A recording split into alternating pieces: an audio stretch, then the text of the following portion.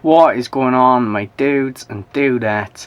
Is showing you that's in a Serpentarium, and as you can see, this is going to be my video on my first thoughts on this little girl here, my super dwarf lavender albino retic. So this girl here, she's absolutely gorgeous. Look at her, really nice. She's just out of quarantine now in my reptile room. She's doing really well with me. She had a couple of meals, really good feeder. I'll just change the there you go, really good feeder. She's a December 2018 baby, and you can see she's quite small. Alright, she's been fed every week to every 10 days with the actual breeder. She's got a really good body mass to her. She's not skinny, but she's nice and lean as well. So I'm really happy with that. She is actually quite bitey when you get her out at first, but that doesn't bother me really. She's not being worked with much by the other breeder. Certainly not being worked with much by myself either, because she has been in quarantine and I wanted to leave her settle. I have got her out a few times though. So look at her. I mean, wow, the colours on this girl are absolutely out of this world. If I were to put my hand in front of her, I think she normally strikes her. Alright, I don't want to upset her, but she normally strikes. But once she's out for a little while, she calms right down. And I don't care anyway, because look at that colour.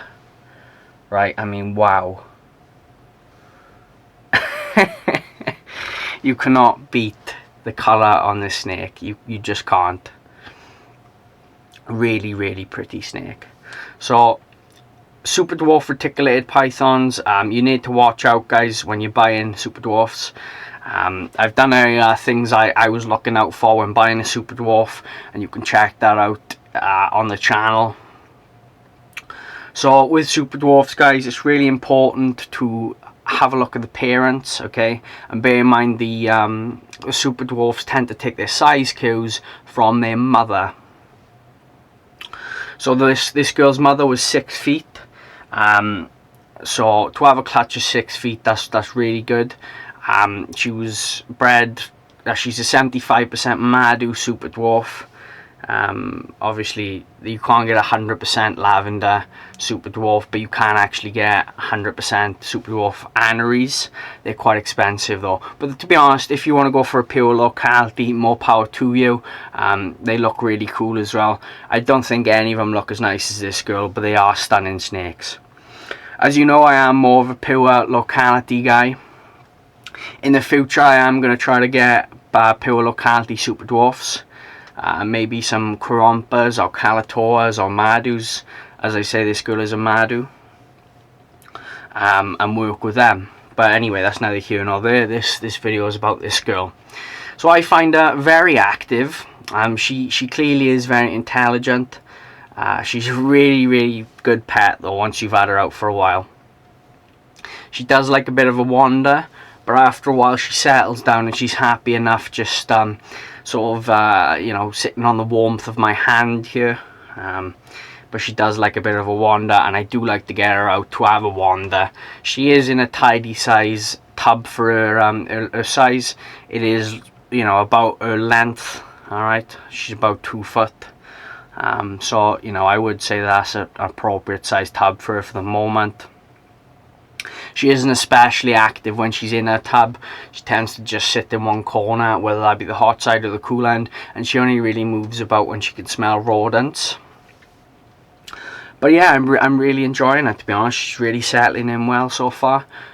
She does need to be worked with as far as being tamed out, but she isn't wild. I wouldn't say she's a nutcase of a retic, and I'm really impressed with her so far. So if you get a super dwarf retic, guys, as I say, go for a high percentage one, alright? It's going to cost you more, but it's going to be worth it. Have a look at the parents, alright? If the mother is huge, then I'd avoid that. There are a few really good people working with them. If you're in the States, there's obviously Reach Out Reptiles.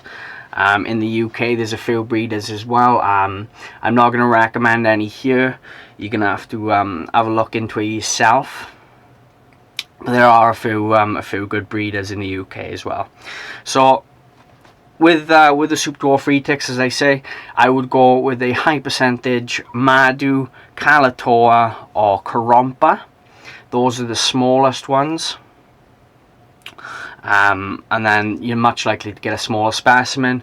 But again, guys, watch the size on the mother, alright? Because the Lav albino is a recessive trait, you're going to be more generations deep into the crossbreeding. So what that'll give you then is it'll give you sort of like more generations like taken apart, like removed from the mainland. And I think that's one of the important factors of keeping a super dwarf small. If you've got a super dwarf that's 10 generations removed from being mainland, I think that's got a much higher chance of staying small over a you know, even a higher percentage super dwarf that is only, you know, 1 or 2 generations removed from mainland. If they've got any siblings that are grown on, like older siblings from the same pairing, maybe have a look at those as well, see how big they are. But you can expect most super dwarfs to achieve a minimum size of about 5 to 6 feet, and then up to about 10 feet then. So, but it really does depend on the pairing. This girl, I'm expecting to stay quite small. She comes from a really small bloodline, so that'll be awesome. And then what you want to do then is feed it once every 7 to 10 days, an appropriate size meal. That's really key. You want to go something about the body weight, girth of the snake, alright? Maybe slightly smaller, and when I say slightly, I do mean just slightly. And then go for that every 7 to 10 days. I'm going to keep this girl on mice for the first couple of years if I can. It depends on our growth, but based off what I see now at a year old, I think, you know, she should be okay on mice for the first couple of years. But if she's not, then that's fine. I'll chuck her on rats. I'm not going to starve the snake, just for the sake of, you know, keeping her small. She's, well, as I said, when I first got her, I was absolutely blown away by her colours.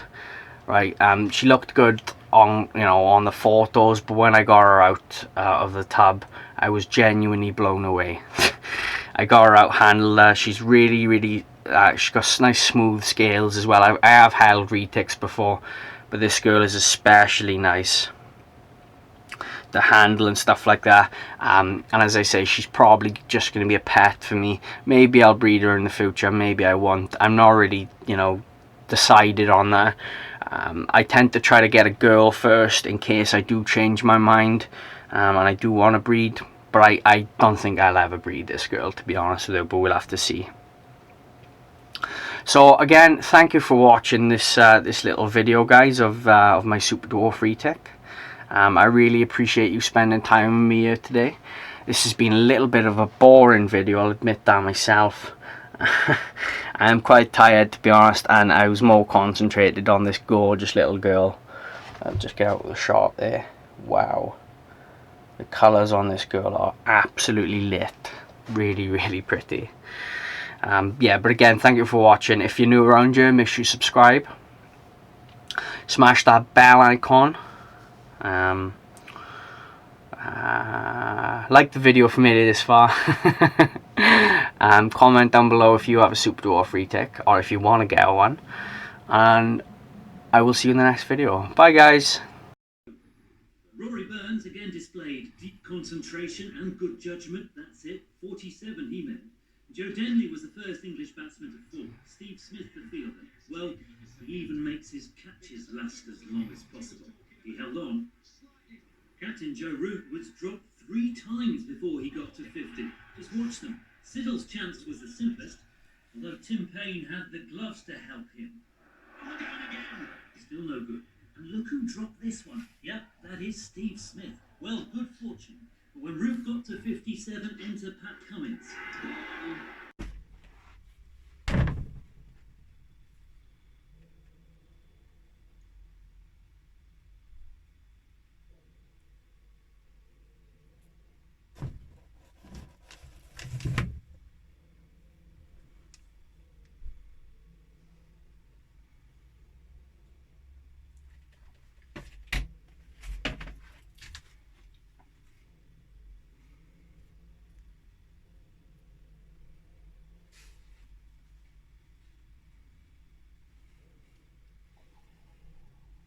She's just gone straight into eating that. Obviously she had some eggs earlier, so she made a bit of a mess. I didn't want to clean out the enclosure today, just because she's been under enough stress with all the eggs and stuff, so I just left it for today. I'll leave her get a meal in and I'll worry about it in 2 days.